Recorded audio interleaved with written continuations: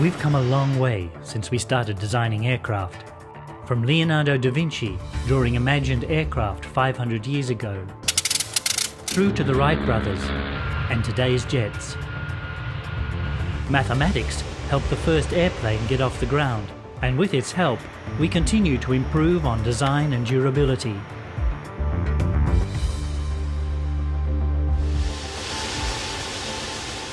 To get any aircraft airborne, the wing needs to generate the force of lift to counter the weight of the airplane.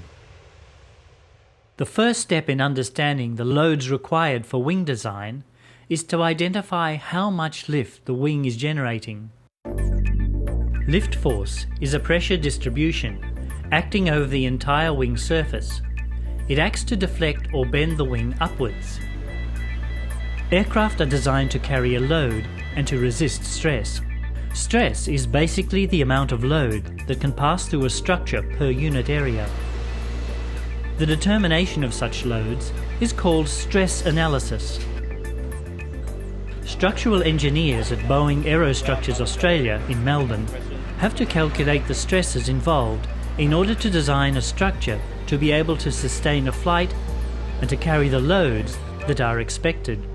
On a day-to-day basis, I am looking at a part and assessing its capability for flight loads, ground loads, handling loads, vibration loads, basically any load that the part can expect to experience in its life on the aircraft. I am assessing it for its suitability for.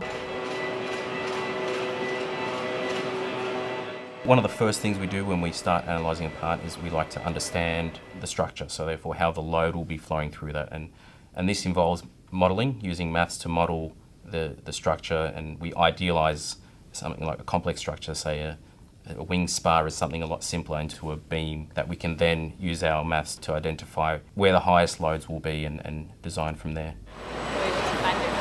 It's pretty simple, isn't it? It's just like a... The internal wing structure consists of ribs, which give the aerodynamic shape, and the ribs are supported by the spars, which are simple beams that usually have a cross-section similar to an I-beam. The spars are the most heavily loaded parts of an aircraft. They carry much more force at its root than at the tip. The wing can be modelled as a beam, with one end fixed to the fuselage. The three important qualities associated with the forces on the wing are the distributed lift load on the wing, the shear force, and the bending moment.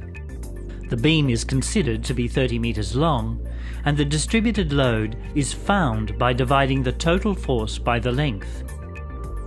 Shear force is the force in the beam acting perpendicular to the x-axis. For design purposes, the beam's ability to resist shear force is important.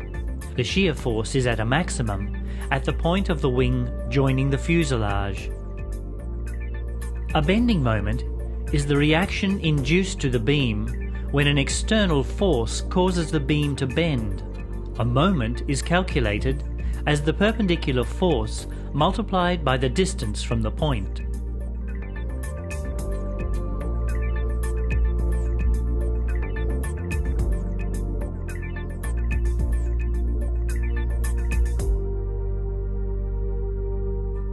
A bending moment is essentially force multiplied by distance.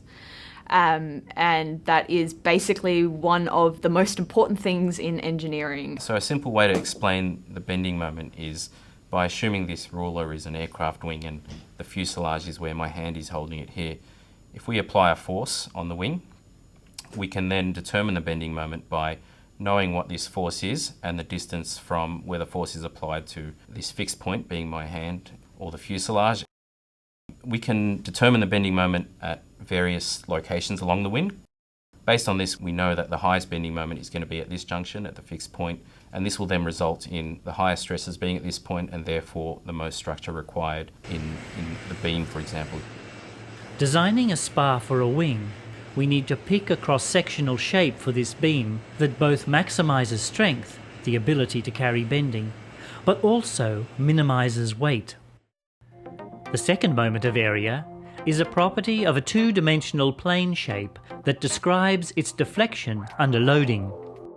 It's a measure of the efficiency of a cross-sectional shape to resist bending caused by loading. Here are the moments of inertia for several shapes. Which shape has the largest moment of inertia and area to minimise the stress? The larger I is the less bend there is. An equation is used to assess the strength of a structural element. It is known as the bending stress equation. The consideration of bending and stress is very important in wing design.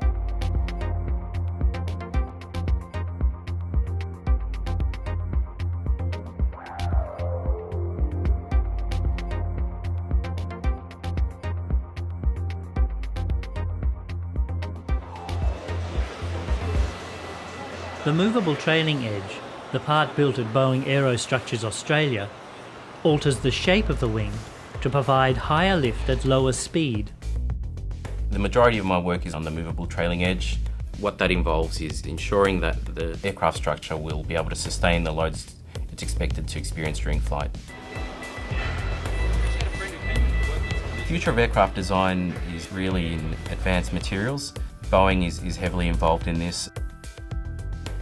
Maths will play a big part in the future of aircraft design to simulate flows of resins, for example, and understanding how loads will dissipate through a structure.